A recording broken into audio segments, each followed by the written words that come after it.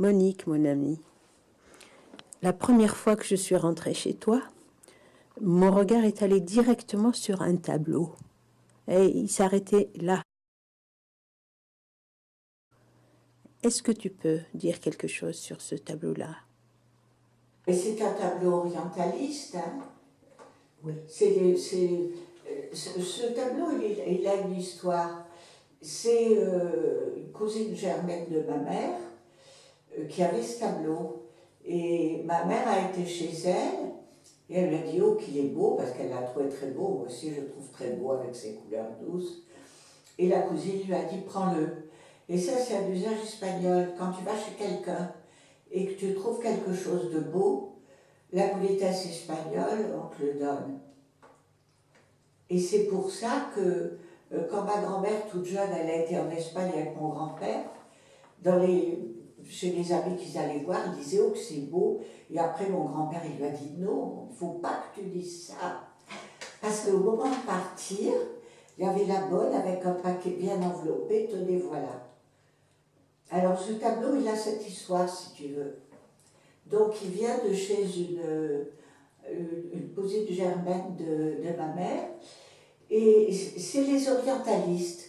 Tu as eu toute une période, la seconde moitié du 19e siècle, où les peintres ont beaucoup fantasmé sur l'Orient, sur l'Algérie, sur l'univers des femmes, et ce tableau, il a été fait dans cet esprit. Pour moi, c'est un tableau historique. C'est un tableau historique qui représente ce que les Européens avaient dans la tête sur l'Orient à la fin du 19e siècle.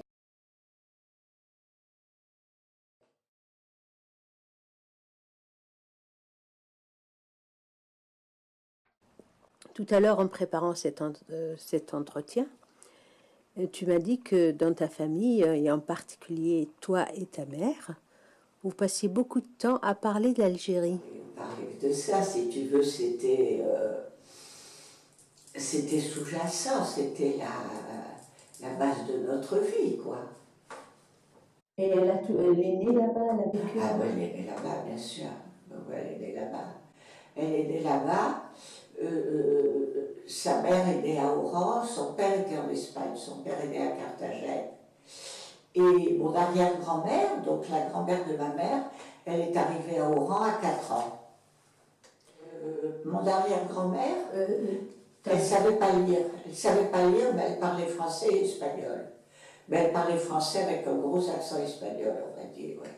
Elle était espagnole. Si, parce que souvent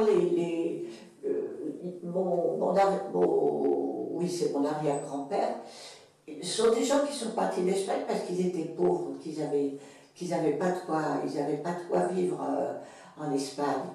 Et en même temps, le bruit courait, comme il y avait des Espagnols qui étaient partis, le bruit courait dans les familles, oui, mais on peut aller en Algérie, là-bas on peut se débrouiller, des fois le gouvernement donne des terres. Et donc mon arrière-grand-père est parti comme ça. Et il a commencé, enfin on raconte dans la famille, qu'il avait un bidon d'essence et un bidon d'huile dans chaque main, et il faisait le porte-à-porte à vendre l'essence et l'huile. Et puis son petit commerce a bien marché, et il a fini par avoir une épicerie. En Algérie. Oui, il a fini par avoir une épicerie, oui. Ouais. Et du côté de mon père, mon arrière-grand-mère, je crois qu'elle est née en Algérie du côté de mon père. Parce qu'eux, ils sont arrivés très tôt, ils ont dû arriver en 1850. Toujours pareil, ils venaient d'Espagne. Et elle, alors mon arrière-grand-mère paternelle, elle parlait français, arabe et espagnol. Mais elle ne savait ni lire ni écrire. Mes arrière-grand-mères ne savaient ni lire ni écrire. Parce qu'elles n'avaient pas été à l'école, elles n'avaient pas été à l'école en France, elles s'étaient élevées comme ça. Et tes parents, ils vivaient à Alger, tes parents? Oui, enfin, moi je suis partie tôt d'Algérie. J'ai passé ma petite enfance en Algérie, mais après ma mère, je n'ai pas très bien compris pourquoi d'ailleurs, parce qu'elle aurait pu se faire nommer comme professeure en Algérie, mais elle a été nommée en France. Et donc, à 7-8 ans, je suis arrivée en France. Mais bon, passer toutes les vacances en Algérie, c'était... puis tu sais, bon, l'enfance c'est quand même très important. Puis j'avais ma grand-mère que j'adorais, qui s'est occupée de moi dans ma petite enfance. Et donc, l'Algérie, elle est au cœur, quoi. Elle est vraiment au cœur. Hein. Et tes parents, ils ont vécu combien de temps là-bas en Algérie? Ma mère, elle a vécu tous les deux jusqu'à 22-23 ans. Et donc ils parlaient en français et en arabe? Ah non, ils ne parlaient pas arabe. Et c'est ça ce qu'on disait avec l'autre fois, on disait avec mon cousin, ce qui est invraisemblable, c'est que dans tous les lycées d'Algérie, on n'ait pas eu l'arabe comme première langue obligatoire. C'est invraisemblable. Parce que ça aurait été normal. On vivait dans un pays où les gens parlaient arabe. Alors bien sûr, chacun savait quelques mots d'arabe, si tu veux. Mais généralement, ceux avec qui les Arabes, bon, ils parlaient français. Donc on ne se fatiguait pas. Mais on aurait dû l'apprendre. Enfin, ça paraît évident. On aurait dû apprendre l'arabe dans tous les lycées. Mais ça, c'était à Paris que ça se décidait. Puisque l'Algérie dépendait directement de la France. Donc, comment dirais-je, c'est pas venu des Français d'Algérie, c'est venu de Paris. Et eux, bon, alors je te dis, il y en avait qui parlaient arabe. Mon arrière-grand-mère, elle vivait à côté de Tlemcen, dans un village à côté de Tlemcen. Elle parlait arabe parce que c'était normal, que c'était indispensable. Mais ceux qui vivaient en ville, ils en éprouvaient pas le besoin, quoi. Pour moi, le fait de ne pas adopter la langue de l'autre, eh ben, ça constitue une barrière supplémentaire pour l'impossible rencontre. Mais ces barrières, c'est quand même... C'est pas le mot, parce que il y avait une très grande familiarité. Hein. Je vois mon oncle, mari de ma tante Gabi, il avait un commerce de limonade. Donc il partait avec ses camions, il allait au camion livrer la limonade, et il partait avec ses ouvriers arabes, ils vivaient ensemble. C'était, comment dirais-je, c'est curieux parce que c'était quand même des contacts très proches, si tu veux. C'était des contacts très proches. Et il y avait des gens qui travaillaient chez nous, mais c'était des Arabes ou des Kabyles. Et c'était nos nourrices. C'était pas... donc, si tu veux, il y avait des choses qui se mêlaient pas, mais en même temps, on était très proches. C'est un mélange très curieux. J'ai une amie juive, beaucoup plus jeune que moi, qui est une juive d'Algérie. Ses parents étaient à Oran. Et alors même, elle est amusante parce qu'elle est très spontanée. Elle dit, moi je suis plus proche d'un chrétien pied-noir que d'un ashkénaze. Et elle s'est mariée avec un garçon d'une famille juive de Constantine. Mais les juifs, parce que les juifs, ils étaient là depuis je ne sais pas combien de temps, hein, ça faisait des siècles qu'ils étaient en Algérie. Donc, avant les pieds noirs? Ah ben bien sûr. C'est quoi la différence, Monique? Je te dis, je ne sais pas la différence. C'est étonnant que tu saches pas ça. Je te jure. Parfois, je les confonds, parfois je me dis... Non, ce qu'il y a, c'est que les Juifs, ils étaient là depuis le XIIIe, XIVe siècle, ou même plus ancien. Ils étaient là depuis très longtemps. Et à Constantine, les Juifs parlaient arabe.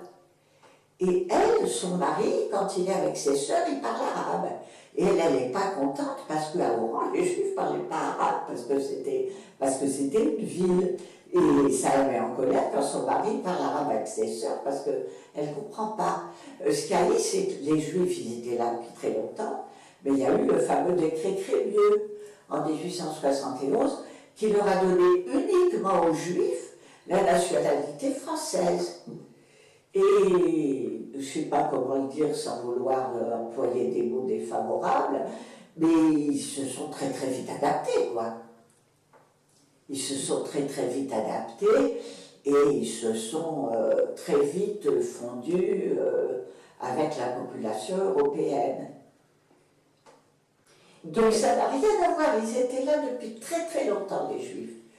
Et les pieds noirs, ils sont arrivés à quel moment alors? Alors, les pieds noirs, il y a eu en 1830, il y a eu la fameuse histoire du débarque d'Alger, tu sais, avec le chasse-mouche, la dispute entre l'ambassadeur et le dé d'Alger. Oui.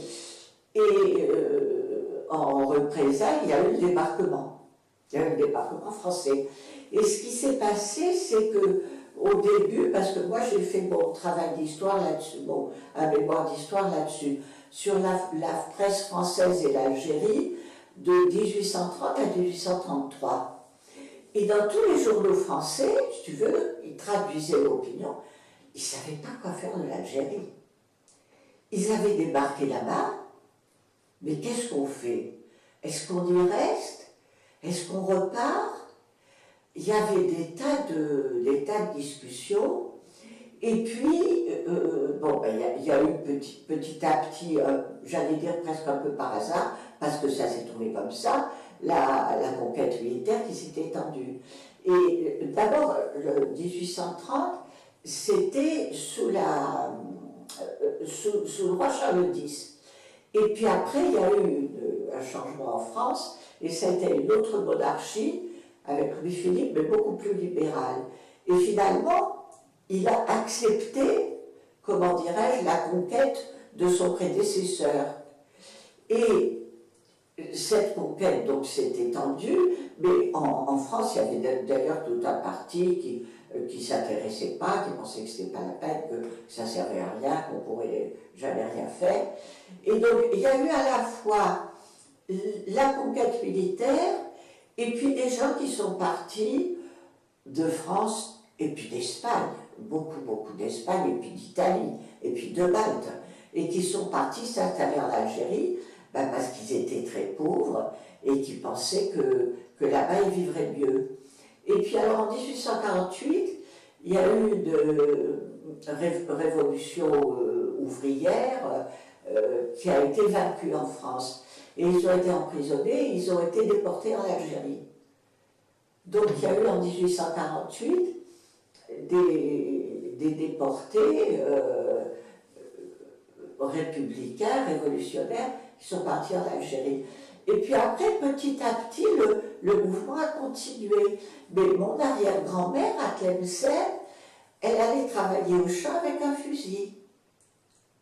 Donc il y a eu ce... Et aussi, parce que j'ai un peu travaillé là-dessus, c'est étonnant, dans les récits du temps, on te dit, aujourd'hui, il est arrivé un bateau avec 12 Espagnols à Sidi Ferruche.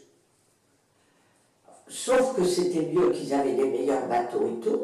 Si tu veux, c'était un peu comme maintenant ces malheureux qui s'entassent sur les zodiacs pour aller chercher mieux. Sauf que souvent, les Espagnols qui arrivaient, ils avaient de meilleurs bateaux. Des fois, c'était des pêcheurs et ils avaient de meilleurs bateaux.